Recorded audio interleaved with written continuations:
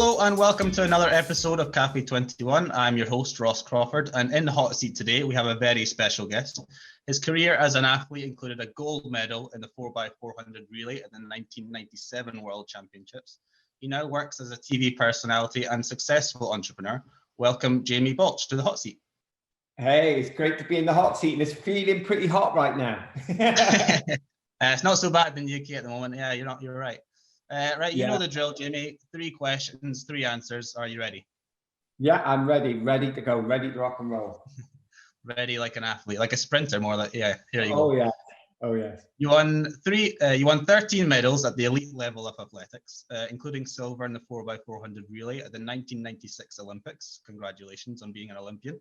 I want to know, where did your passion for the sport come from, and what drove you to have the success you had as an athlete? Wow, good question. So what drove me? Well, when I was sort of, growing up 5, 6, 7, 8, 9, 10 years old, I tried a multitude of sports. I was very lucky that my mum and dad were very supportive to me. So I used to play cricket, used to play football, used to play a bit of rugby, tennis, swimming. I pretty much done it all. And then it was in sports day when I was 10 years old where it all suddenly happened for me. And so I was 10 years old.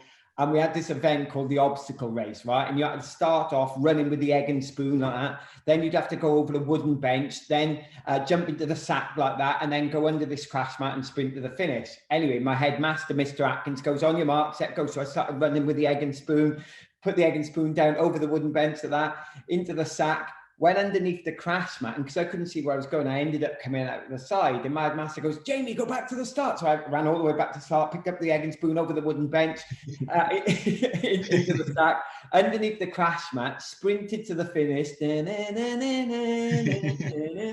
dipped across the line like that, and I ended up winning the race. I went twice as fast as every kid in the whole school, and that was it. Luckily for me, my headmaster was a runner. And he said, Jamie, I should think you're very talented. I think you should join the running club. And I joined Newport Harriers that week, literally. And the rest is history. So that's how I first got into my athletics. And I loved it ever since. Yeah, very impressive today. I was absolutely hopeless at the obstacle race. So hats off to you for beating the competition and domination like that.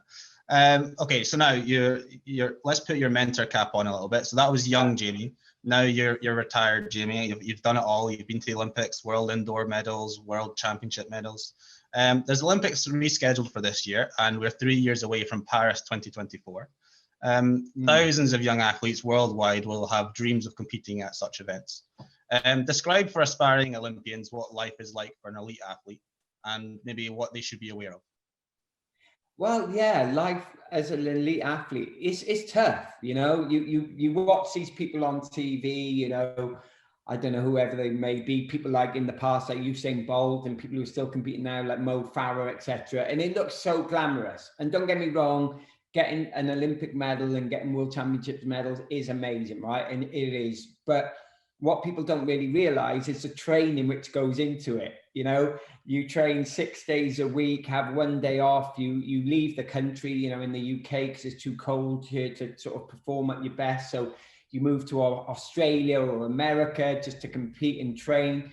And, for me as an ex-400 meter runner, I was literally being sick every other day, puking up. I mean, physically pushing my body that hard. I even trained on Christmas Day. So, it's tough, but, in anything in life, you get the rewards. And if you push really hard and you've got the talent and the mentality and the group around you to support you, then the rest is sort of history, as they say. And if anyone's got a shot at getting to the Olympics and competing, 100% do it. It's going to be tough, but you will enjoy the ride along the way. Yeah, very inspiring indeed. As I say, multiple events coming up. I think young kids everywhere will take that advice on board and just understand how hard they have to work to achieve such goals. So after everything you've accomplished, there's a time surely when you must know you have to hang up the spikes at some point. It's a sad day, I'm sure. It was not a very nice day in the Baulch family. Yeah. But you've been very successful in your second life, as it were, as a TV personality, as an entrepreneur, a businessman. Your portfolio is expanding seemingly day by day. How important is it for athletes to prepare for life after competing?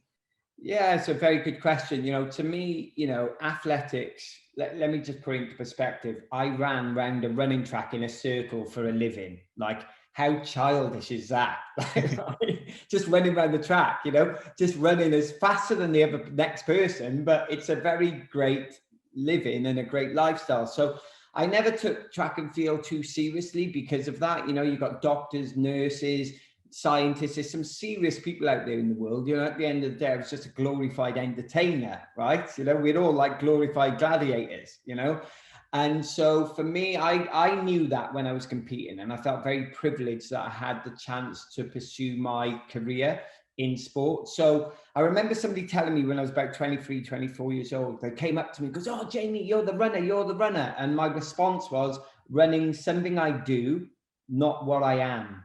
So in retirement, it was quite easy for me to retire because I appreciate what I did. And so, you know, I just thought, well, let me do something else now, you know? So I was very fortunate to have that mindset. A lot of sportsmen and women don't have that. They get so wrapped up in their sport that they lose that sort of element of how serious, you know, they take it too serious, you know, just enjoy yourself. We're only going to be here once, right? This isn't a dress rehearsal. So retirement for me was fairly simple. You know, yes, it was, you know, difficult at the same time that I still wanted to carry on running. But yeah, so that entrepreneurship came straight away. I'm very visual, I love imagery. You know, you can see some of the pictures in the background, you know, and I've just taken to it like a duck to water. Hard work, graft, you get what you get. So that's why I've got quite a few things going on.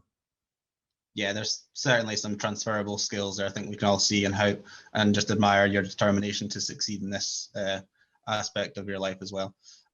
Brilliant. That's 3 questions. That's 3 answers. That's Café 21 in a nutshell. Thank you so much, Jamie, for sitting in the hot seat today, and we wish you well. Pleasure. Thank you very much. Great to be on here.